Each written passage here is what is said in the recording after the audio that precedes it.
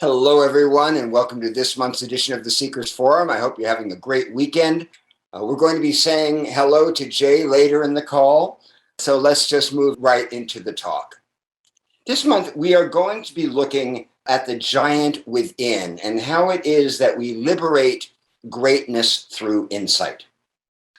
Now, the image of the giant that we're talking about this month comes from Ralph Waldo Emerson, who tells us that we are born with an immense being, a consciousness that's infinitely greater than our small ego bound personality within us.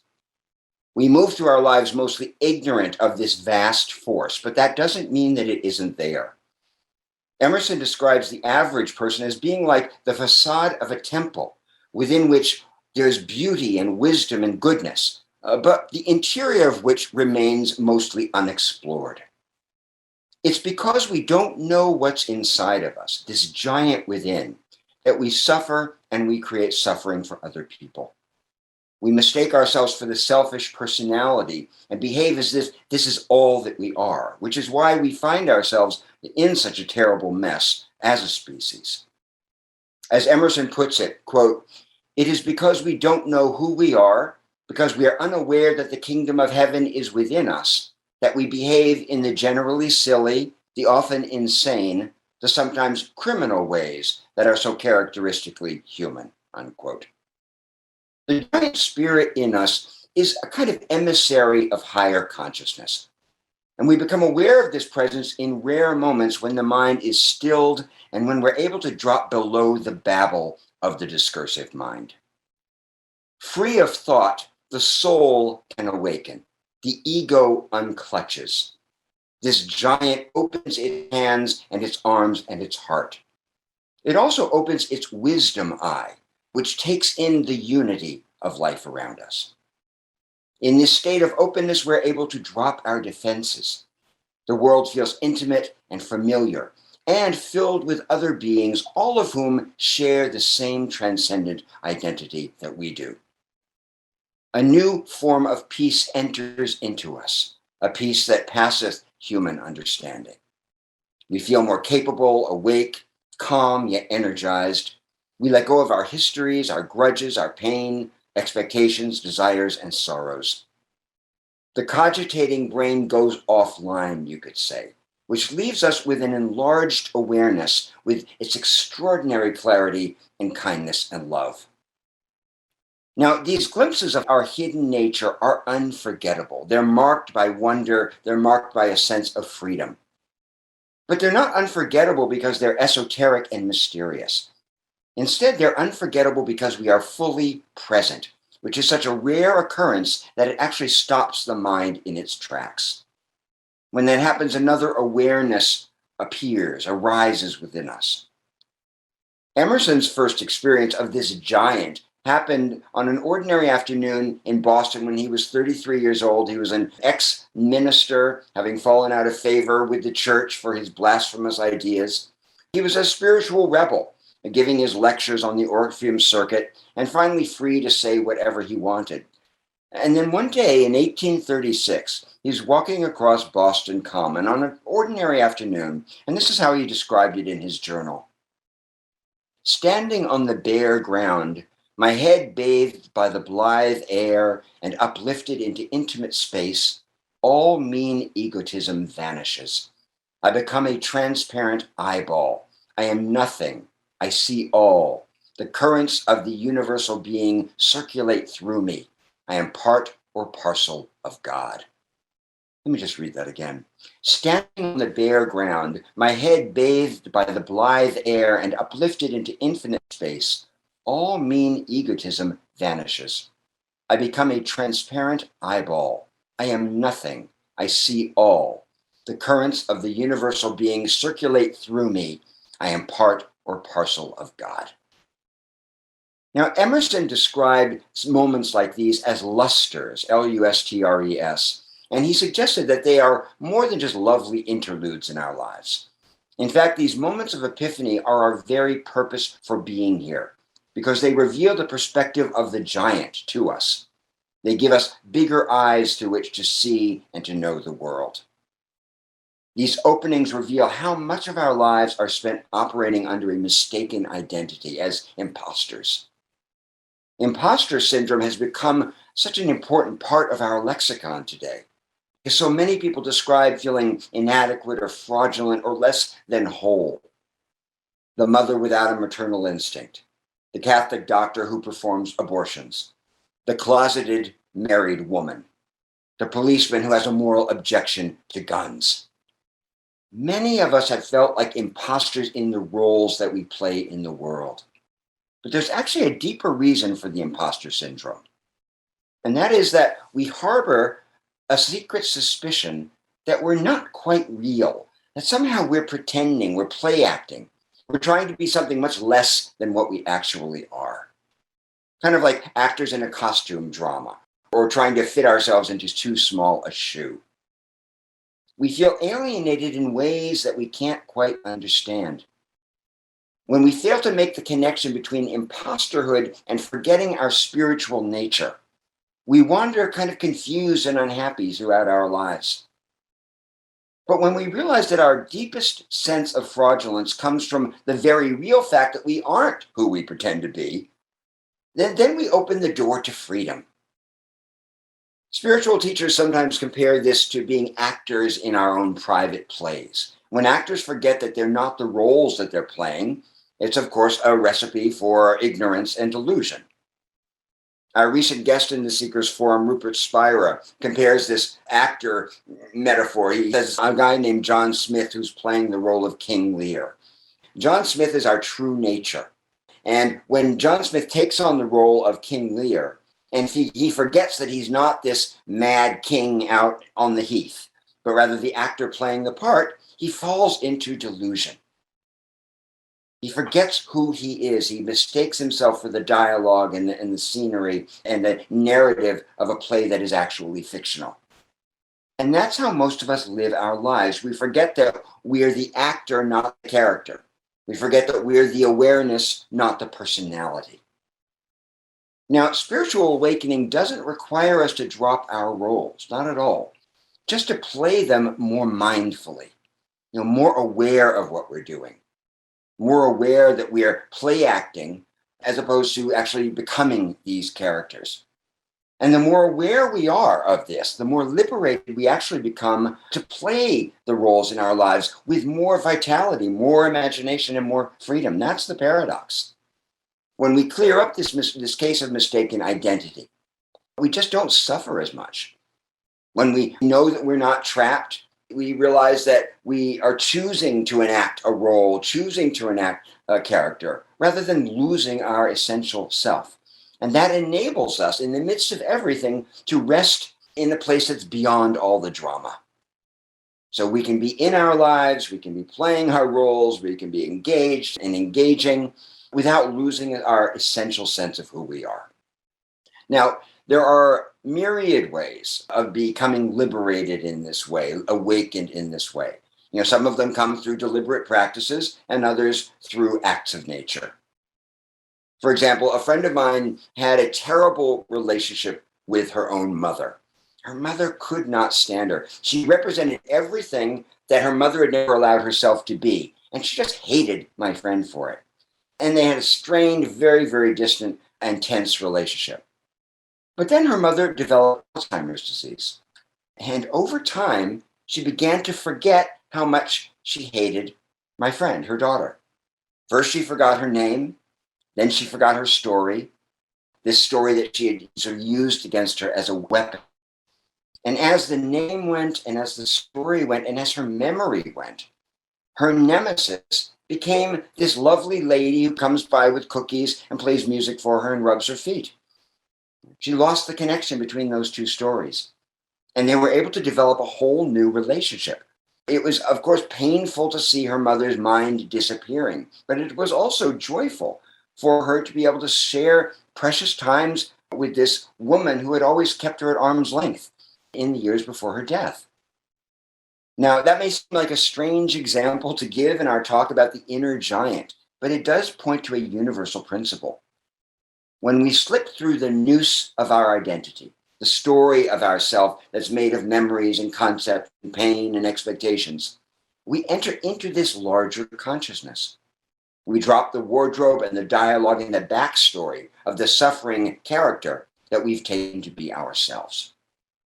This dropping of the story feels uncomfortable at first, but it's also an initiation into a larger way of being, a bigger way of seeing. But for the shift to become part of who we are, after we've had an epiphany, after we've had a moment of opening, it has to be sustained through insight. The function of spiritual experience is to provide information, to provide insight into how to be free, into how to stabilize that awareness. The invitation is to cultivate awareness of what has happened and how different the state of awakening is from our ordinary way of being. The novelist James Joyce defined epiphany as the sudden recognition of the significance of trivial things. The sudden recognition of the significance of trivial things. That's what epiphany is. That's what opens our eyes. Because in the eyes of the giant, through that larger perspective, nothing is trivial. You remember what the poem William Blake told us, the doors of perception, that when the doors of perception are cleansed, everything would appear to man as it is, infinite. Or in another poem, to see a world in a grain of sand and a heaven in a wildflower. Hold infinity in the palm of your hand and eternity in an hour. That's the enlightened view. That's the slowed down, opened view of ourselves and our experience. It's what the world looks like to us when we're seeing through the eyes of God, when we're perceiving reality as it is and ourselves as we are. Because in reality, there is nothing miraculous about the giant. There's nothing miraculous about this awakened state of being. Mystics and scientists agree about this. Many years ago, I spoke to one of the greatest living Christian mystics, a man named, they called Daskalos. His name was Spiros Sati. He was a Cypriot, extraordinary man, great healer. And he said to me during our interview, when I asked him about miracles, he said, there's no such thing as miracles. He said, if we understood how the universe works, we would know that there's no such thing as miracles. We just don't get it yet. And it was interesting because recently I interviewed a researcher, an MD named James Rediger from Harvard Medical School, and he said nearly the same thing to me, almost verbatim. He wrote a very interesting book called Cured about so-called miracle cures. He had gone around the world to visit healers and speak to people who had had spontaneous remissions and so on. And he realized over the course of this research over many years that there is no such thing as a miracle. It's just that we don't yet understand how the universe works, how nature works. Now, what insight does is it opens our aperture, it opens our perspective, and it reveals to us how much we've been missing and how much has been there all the time that we have been unaware of. And that's why spiritual traditions so often use the image of being reborn when it comes to encountering the inner transcendent. As Emerson taught, know yourself a man and be a god. Know yourself a person and be a god. In the Gospel of Thomas, Jesus says, the eye is the light that shines upon all things. The eye is the all from which everything emanates and to which everything returns. Isn't that beautiful? The eye is the light that shines upon all things. The eye is the all from which everything emanates and to which everything returns. And we wonder why we live with imposter syndrome, because we are giants impersonating dwarfs. We assemble a fragile, semi-fake idea of ourselves. There's this sort of jerry-rigged sense of self. And then we balance this fragile thing on our shoulders until one day, if we're lucky, it crashes and it burns. It's like an egg cracking. There's a birth into a larger awareness that happens when that idea of self is destroyed. That larger awareness encompasses not only the personal self, but also the consciousness that we share with all other beings. And it nearly always happens through some kind of shock or other. For the spiritual practitioner, the shock can be a gradual one. It doesn't have to be a catastrophe. It can just be growing awareness as the longer we live with the truth and our myth continues to crumble. It challenges us to step into our big person's shoes. And it doesn't have to happen right away. It can happen very gradually as you live with this awareness of this larger consciousness. Or it can happen more suddenly through suffering or terror or trauma, loss, crisis, catastrophe. Spiritually speaking, it doesn't really matter what it takes to wake us up as long as we get shaken to our senses. And that's the meaning of fierce grace. Fierce grace, whatever it takes to wake us up, is a form of grace. Now, there's nothing otherworldly about this experience. It's not abstract and it's not disembodied. What happens is that we are simply born into reality. The blurring, distracting, image making mind no longer blocks the light from our view. This gives us a glimpse into another realm or dimension. And that's what happens when the mind slows down, when we have these moments of awakening. The great humanist psychologist Abraham Maslow called this peak experience, peak experience. And what he realized, Maslow, in his studies of peak experience, is that these aren't not just wonderful, enjoyable things that happen in our lives, but they're actually deeply therapeutic. They improve our lives immeasurably. They up our game as human beings when we are able to bring some of the insight of peak experience into our everyday life. He discovered that peak experiences generate what he termed an advanced form of perceiving reality. And Maslow's findings were confirmed by studies of thousands of patients over a 30-year period. In his words, the person who has a peak experience feels her or himself to be responsible, active, the creative center of his activities and perceptions, more than at other times. He says, quote, like a prime mover, more self-determined rather than caused, dependent, passive, or weak. He feels himself to be his own boss, fully responsible, fully volitional, with more free will than at other times, master of his fate, an agent. In this enlivened state, Maslow tells us, we're more spontaneous and expressive. We display more naturally flowing behavior that's not constrained by conformity. We are opened to creative thoughts and ideas and become more keenly aware of the present moment without the influence of the past or expected future experiences. We become more flexible and free and completely present. Now, what Abraham Maslow was describing is what Emerson was describing. It's the experience of this giant within us. Unfortunately, we avoid this giant, we avoid our empowerment, as we talk about so much in the Seeker's Forum, as much as possible. It's one of our perversities as human beings. It's part of the paradox of being human. We fear our highest possibilities. As Maslow said, we are generally afraid to become that which we can glimpse in our most perfect moments under conditions of great courage. We enjoy and even thrill to godlike possibilities we see in ourselves in peak moments. And yet we simultaneously shiver with weakness, awe, and fear before these very same possibilities. And that captures it. That is our human condition, to be giants in the making, fighting against our own rebirth, our own higher self. There's a lot of pathos in this. In fact, it led Maslow to conclude that the story of the human race is the story of men and women selling themselves short. After all those years, all the research and the thousands of people he spoke to, this was his conclusion.